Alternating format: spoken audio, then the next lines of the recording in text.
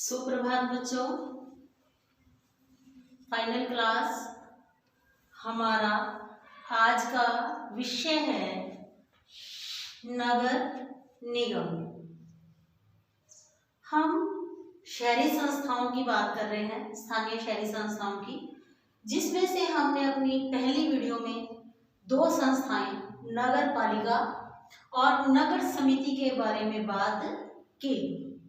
नगर पालिका शहरी स्थानीय संस्थाओं की सबसे निचली इकाई है और नगर पालिका समिति मध्य स्तर की, और नगर निगम जो है ये स्थानीय शासन की सबसे सर्वोच्च इकाई है। ठीक है, ये आज का विषय हमारा। तो सबसे पहले हम भूमिका तैयार करते हैं कि जो नगर निगम है वो स्थानीय शासन की सर्वोच्च इकाई है, सर्वोच्च इकाई है, और इसकी जो स्थापना है वो अक्सर जो है वो महानगरों में की जाती है। ठीक है, और महानगरों में की जाती है। नगर निगम को अपनी बाकी संस्थाओं की अपेक्षा अपने क्षेत्र में काम करने के लिए और ज्यादा अधिक शक्तियां प्राप्त है। भारत में सबसे पहले मद्रास में नगर निगम की स्थापना की गई, फिर धीरे धीरे भारत के अंदर अन्य राज्यों के अंदर भी जो है, उसके बाद दिल्ली, बंबई, कलकत्ता और उसके बाद अन्य राज्यों में भी नगर निगम की स्थापना की गई। नगर निगम की स्थापना जैसा कि मैंने भी बताया है कि महानगरों में की जाती है। ठीक है, और अक्सर ये देखा जाता है ये वहां पर स्थापित की जाती है जहां की जनसंख्या पहले 3 लाख से जनसंख्या जिन नगरों में ज्यादा होती थी वहां पर नगर निगम की स्थापना की जाती थी, लेकिन अब जिन शहरों की जनसंख्या 5 लाख से अधिक है वहां पर नगर निगम की स्थापना की जाती है। अर्थ क्या है नगर निगम का कि नगर निगम जो है जिस भी महानगर में स्थापित की जाती है ये संस्था, अगर वो महानगर किसी राज्य के अंदर आता है तो वो संस्था उस राज्य के द्वारा, राज्य के विधानमंडल के द्वारा एक विशेष कानून के द्वारा बनाई जाएगी। और अगर वो महानगर केंद्र सरकार के अंतर्गत आता है तो वहां पर नगर निगम की स्थापना केंद्र सरकार के द्वारा एक विशेष कानून के द्वारा इसकी स्थापना की जाएगी। साथ ही में इसका एक अपना नाम है, इसके ये एक निगमित संस्था है। कहने का अभिप्राय एक ऐसी संस्था है जिसे अपने नाम से संपत्ति खरीदने और बेचने का अधिकार है। ये एक ऐसी संस्था है, इसको बाकी संस्थाओं की अपेक्षा ज्यादा शक्तियां प्राप्त है। अब है कि जब इसकी स्थापना की जाती है, जब भी राज्य सरकार या केंद्र सरकार महानगरों में इनकी स्थापना करते हैं तो उसके लिए किन किन चीजों को ध्यान में रखा जाता है। तो सबसे पहली जो बात है ध्यान में रखने योग्य है इसको स्थापित करने से पहले वो है कि उस महानगर की जनसंख्या जो है वो 5 लाख से ज्यादा हो। साथ ही में उस नगर की जो वार्षिक आय है वो 2 करोड़ से अधिक होनी चाहिए। और साथ ही नगर पालिका के जो समस्याएं नगर पालिका द्वारा, जिन समस्याओं का नगर पालिका द्वारा समाधान नहीं हो सकता, ठीक है, जिनका नगर निगम के द्वारा हो सकता है, उन समस्याएं भी वो उस महानगर की हो। साथ ही वहां की जो जनता है उस महानगर की जहां पर नगर निगम स्थापित करना है, उस वहां पर रहने वाली जनता के अंदर जो है अधिक कर देने की जो उनके अंदर शक्ति होनी चाहिए, इच्छा होनी चाहिए। साथ ही वहां की जनसंख्या जो जनता है वो इस पक्ष में हो कि उनके नगर में नगर निगम स्थापित किया जाए।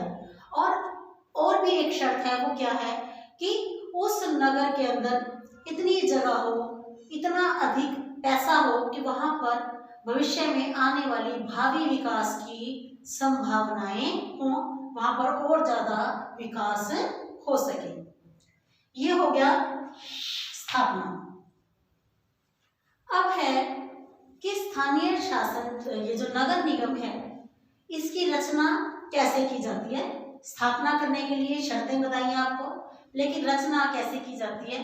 नगर निगम की रचना के लिए जब भी नगर निगम स्थापित किया जाता है, सबसे पहले इसमें सदस्यों को चुना जाता है। नगर निगम में कम से कम 40 और अधिक से अधिक 150 सदस्यों की व्यवस्था की गई है। कहने का अभिप्राय है 40 से कम नहीं होंगे और 150 से ज्यादा, ठीक है। और यहाँ पर इतने सदस्य चुने जाएंगे और जो सदस्य हैं वो वार्डों के द्वारा, वार्डों की को जो है बांटा जाएगा नगर निगम के पूरे क्षेत्र को, और उसमें से एक वार्ड में से एक सदस्य चुना जाएगा। आगे है पदेन सदस्य। नगर निगम के पदेन सदस्य कौन से होंगे? नगर निगम में रहने वाले, नगर निगम की मतदाता सूची में जिन लोगों का नाम हो और वो व्यक्ति लोकसभा या राज्य विधानसभा के अगर सदस्य हैं तो ऐसे व्यक्तियों को नगर निगम में पदेन सदस्य माना जाएगा।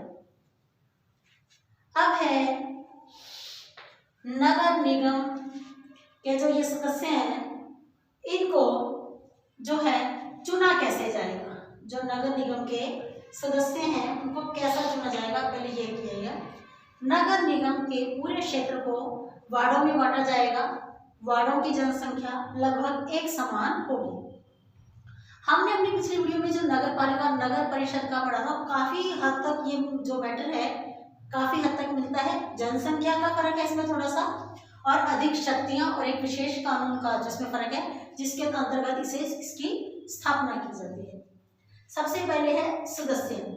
सदस्य जो है नगर निगम के सदस्यों को राज्य चुनाव आयोग के द्वारा चुना जाएगा। पूरे नगर निगम के क्षेत्र को वार्डों में बांटा जाएगा और प्रत्येक वार्ड से एक सदस्य चुना जाएगा। वार्ड में रहने वाले वो सभी व्यक्ति जिनकी आयु वो 18 वर्ष और उससे अधिक है और वहां की मतदाता सूची में नाम है, वो सभी व्यक्ति इस चुनाव में भाग लेंगे, ठीक है। इस सदस्यों को में भाग लेंगे और उसके बाद है ये जो सदस्य चुने जाएंगे, इनके अंदर योग्यता क्या होनी चाहिए? इन सदस्यों की कौन कौन सी योग्यताएं होनी चाहिए? सबसे पहले आयु 21 वर्ष, वहां की मतदाता सूची में नाम होना चाहिए, किसी लाभकारी पद पर नहीं होने चाहिए, ठीक है। इस तरह से ये योग्यताएं जो है उनकी होनी चाहिए। जो राज्य विधानसभा के सदस्य बनने के लिए योग्यताएं हैं वो योग्यताएं यहाँ पर मान्य होंगी। अब है सदस्यों को हटाने से संबंधित शक्ति। अगर सदस्यों को चुना जाना स्थानीय लोगों के हाथ में है, सदस्यों को हटाने की शक्ति किसके हाथ में? अगर नगर निगम को या राज्य सरकार को यह आभास हो जाए कि नगर निगम के कुछ सदस्य अपने कर्तव्यों का निर्वहन अच्छे ढंग से नहीं कर रहे हैं, अपनी शक्तियों का दुरुपयोग कर रहे हैं, तो इन सदस्यों को बाकी सदस्यों के 2/3 बहुमत से इनको इनके पद से जो है पहले हटाया जा सकता है। अब है नगर निगम का कार्यकाल। पहले नगर निगम का कार्यकाल 3 वर्ष होता था, लेकिन 74वें संशोधन के द्वारा नगर निगम का कार्यकाल 5 वर्ष निश्चित किया गया है। और ऐसा नहीं है कि 5 वर्ष पूरे होने से पहले से भंग नहीं किया जाता।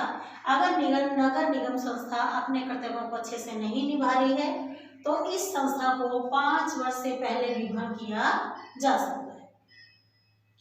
उसके बाद है शपथ। सदस्यों के चुने जाने के बाद सदस्यों को जो है अपने काम के प्रति ईमानदारी और गोपनीयता की शपथ दिलाई जाती है। उनसे ये उम्मीद की जाती है कि वो अपने कर्तव्यों का निर्वहन बहुत ही ईमानदारी से करेंगे और अपने कार्यों को गोपनीय रखेंगे। उसके बाद है बैठकें।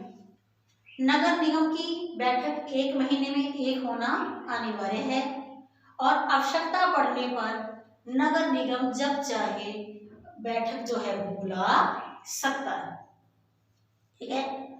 उसके बाद है नगर निगम में आरक्षित स्थान।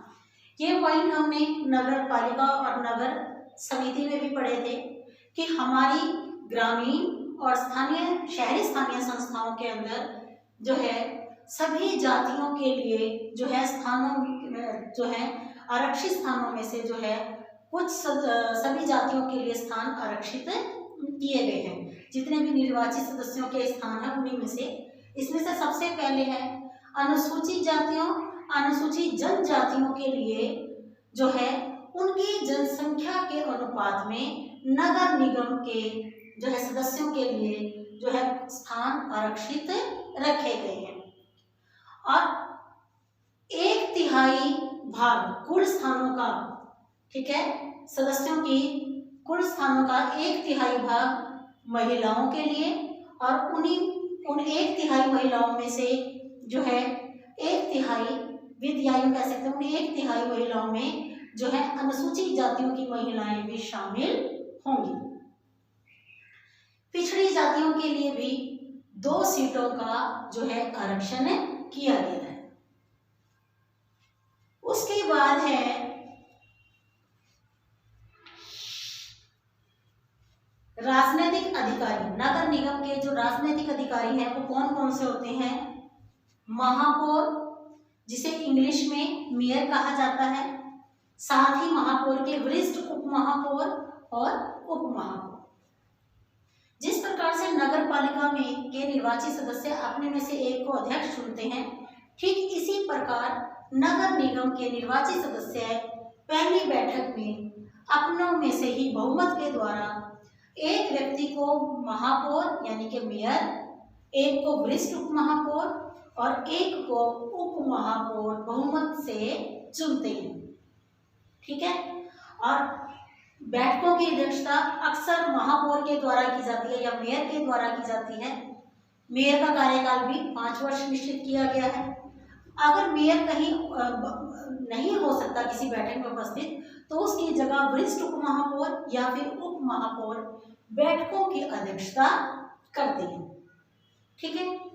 और ऐसा नहीं है कि जिस तरह से अध्यक्ष को हटाया जा सकता है बहुमत से, ठीक इसी प्रकार से इन महापौर और उप महापौरों को भी सदस्य जो हैं वो अपने बहुमत से इन्हें पद से समय से पहले भी हटा सकते हैं।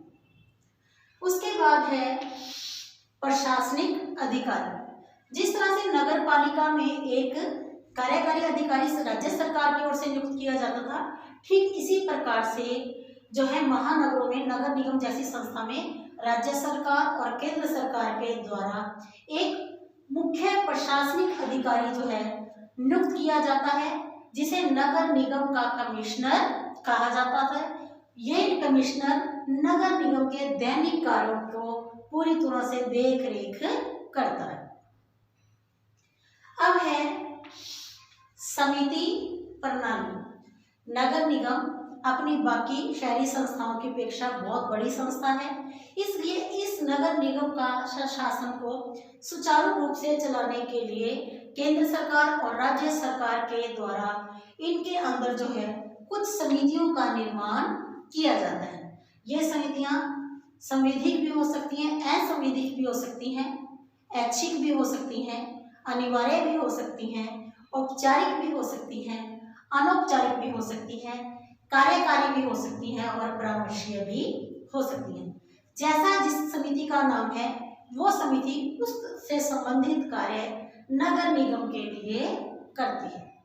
अनिवार्य समितियां तो नगर निगम के लिए बनानी आवश्यक है और ऐच्छिक समितियां बनाना नगर निगम की इच्छा पर निर्भर करता है। इस तरह से इस आज की वीडियो में नगर निगम का ये जो विषय है हम यहाँ पर समाप्त करते हैं और अगला जो हमारा विषय रहेगा नगर निगम से संबंधित, जैसे कि नगर निगम की शक्तियां हैं, विशेषताएं हैं, उसको हम अपनी अगली वीडियो या ऑडियो में करेंगे।